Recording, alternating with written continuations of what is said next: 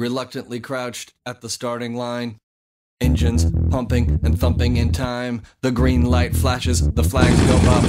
Churning and burning, they yearn for the cup. They deftly maneuver and muscle for rank.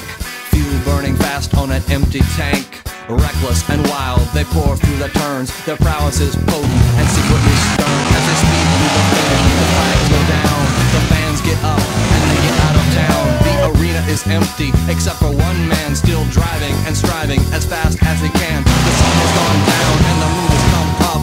And long ago somebody left with the cup. But he's driving and striving and pulling the turns and thinking of someone for whom he still burns. He's going the distance. He's going for speed. She's all alone in a time of need. Because he's racing and pacing and plotting the course. He's fighting and biting and riding on his horse. He's going the distance.